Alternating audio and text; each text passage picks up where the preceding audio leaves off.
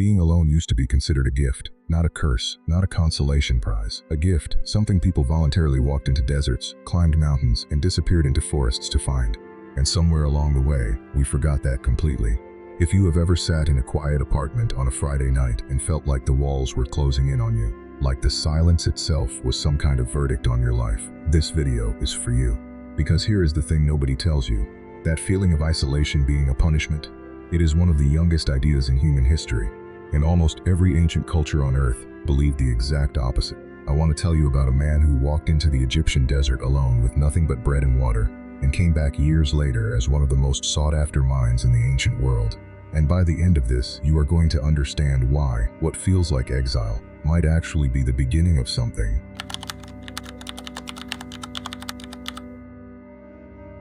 Here is something worth sitting with. The word loneliness as we use it today, this idea of being alone and suffering because of it, is barely 200 years old as a cultural concept.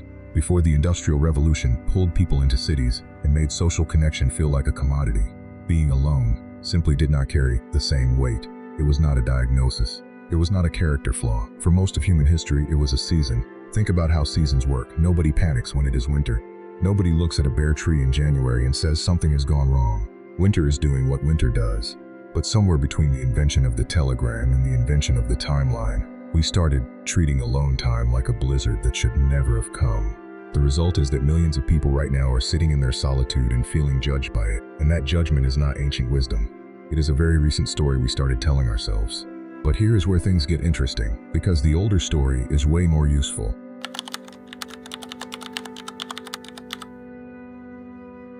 In the 3rd century, a movement began in the deserts of Egypt and Syria that looks on the surface completely baffling. Thousands of people, including educated, socially connected people who had perfectly good lives, deliberately walked into the wilderness alone. They became known as the Desert Fathers and Mothers, and their entire practice was built around one radical idea: that the interior life only becomes audible when the exterior noise stops. Anthony of Egypt was one of the most famous. He sold everything, moved into an abandoned Roman fort, and spent years alone. When he eventually emerged, people traveled from across the known world just to sit near him and talk. Not because isolation had made him strange, because it had made him extraordinarily clear. The Desert Fathers had a word, asichia, which roughly translates as stillness or inner quiet. They believed this quality could not be manufactured. It had to be cultivated, the way you cultivate a garden, slowly, patiently, with extended periods where nothing visible is happening but everything underground is moving. They were not running away from life. They were running toward a version of themselves that the noise of daily life kept drowning out. Now this next part might surprise you, because this was not just a Christian idea.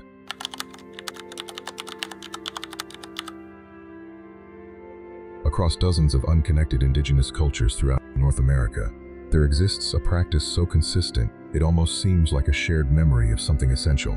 Young people, sometimes children on the edge of adolescence, are sent alone into the wilderness for several days with no food and minimal supplies, no companions, no map, no entertainment. This is the vision quest, and it is almost the opposite of how modern culture treats the transition into adulthood. We celebrate it with parties, noise, and crowds. These traditions marked it with silence. The deliberate logic behind it is stunning when you actually examine it. The community was not abandoning the young person. They were sending them to meet themselves before the world got loud enough to make that impossible. They were saying, in effect, before we tell you who you are, go find out for yourself. And here's what almost every account of these experiences shares. The first phase is terror, discomfort, and desperate boredom. The mind throws everything it has at the silence to avoid actually sitting in it. But if the person stays long enough, something shifts. The noise inside goes quiet. And what is left tends to be surprisingly uncomplicated. Not an answer exactly, more like a direction. So why does this matter today? Because most of us have never once in our lives spent 48 hours completely alone without a screen to fill the silence. Which means we have never actually met the person who lives inside the noise.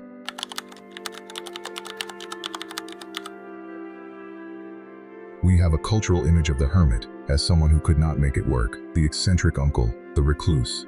The person society quietly agreed to leave off the invitation list, but historically, hermits were specialists. In medieval Europe, towns would petition to have a hermit stationed nearby, the way you would petition for a blacksmith or a physician. Because a hermit who had done serious time in solitude was considered to have access to something, perspective, clarity, wisdom, that ordinary community life could not produce on its own.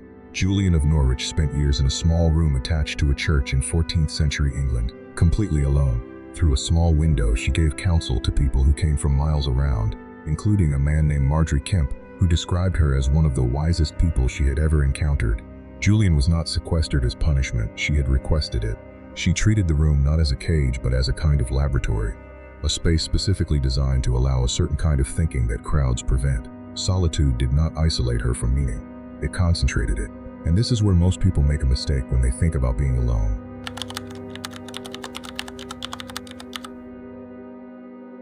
People use these words interchangeably, but they describe entirely different internal states.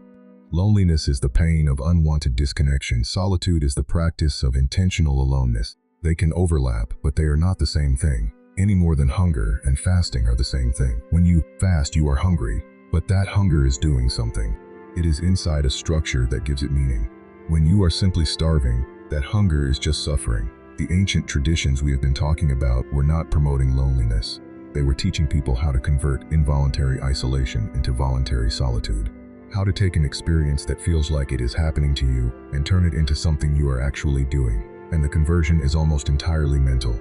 It is a shift from I am alone, and that means something is wrong with me, to I am alone, and this is a particular kind of time with a particular kind of value. That shift does not make the silence comfortable overnight, but it completely changes what the silence is for.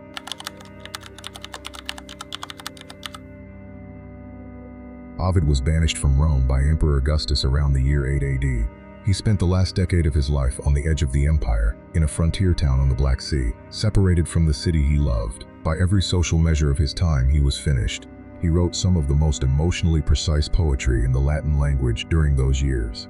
Dante Alighieri was exiled from Florence in 1302, condemned to death if he returned. He never went back. He wrote the Divine Comedy in exile. This is not a coincidence, and it is not romanticization. These were not men who thrived because suffering is good for the soul. They thrived because enforced removal from ordinary social life forced them into the one place they could not escape, their own interior. And what they found there was extraordinarily rich material.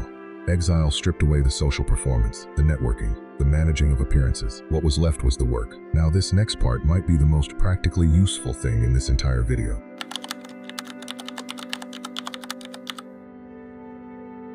None of the traditions we have talked about recommended simply sitting with discomfort and hoping something happened. They were all extremely intentional about what solitude was for and how to use it. The Desert Fathers practiced manual labor alongside silence, weaving baskets, cultivating small gardens. The physical work grounded the body so the mind could actually settle rather than spin. They were not meditating in the Instagram sense. They were creating conditions in which the interior noise gradually became manageable. Vision Quest participants were given frameworks before they left, questions to sit with, specific observations to make about the natural world around them. They were not sent into blankness. They were sent into structured openness. Julian wrote constantly. The physical act of language pulled her experience out of the abstract and gave it edges she could examine. What this suggests is that the most productive relationship with solitude is not passive. It is not about waiting for insight to arrive. It is about giving yourself a container, a question, a practice, a physical task that gives the silence somewhere to go. If you are in a period of isolation right now, forced or otherwise, the ancient prescription is not to fill the silence faster, it is to give the silence a job.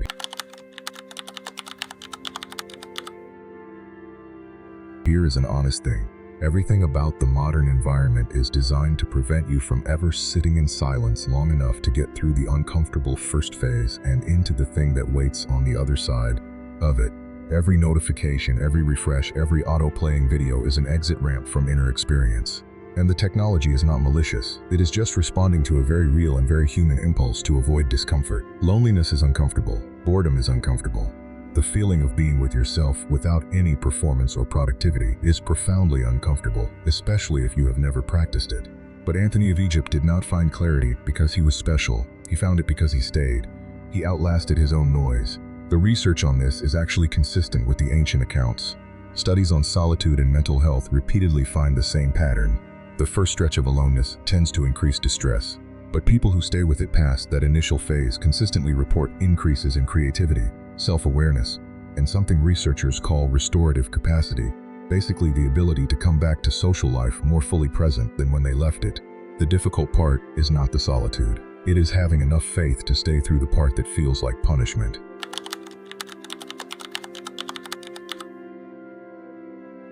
None of these traditions sent people into solitude because they believed suffering was inherently good. They sent people into solitude because they understood something that modern culture has almost completely forgotten: that the self that emerges under social pressure and the self that exists in genuine quiet are often not the same person. Community shapes you, it is supposed to. But if you never step outside of that shaping long enough to find out what is underneath it, you spend your whole life performing a version of yourself you may have never actually chosen. The desert, the wilderness, the small room attached to the church, these were not punishment. They were the only laboratories quiet enough to do a certain kind of work. And if right now your life has handed you some version of that silence, whether you wanted it or not, you are not being exiled. You are being given a laboratory. The question the Desert Fathers would ask is not when does this end? The question is, what do you want to build while you have this kind of quiet to work in? That is the oldest reframe in human history. Not that loneliness is comfortable, but that solitude is sacred. And every tradition that understood that produced people who came back from the silence with something worth saying. If this hits somewhere real for you, there is a video right here that goes deeper into the science of what actually happens to your mind when you spend time alone, and why the first 20 minutes are always the hardest. And if you found any value here, a like genuinely helps more people find this. I will see you in the next one.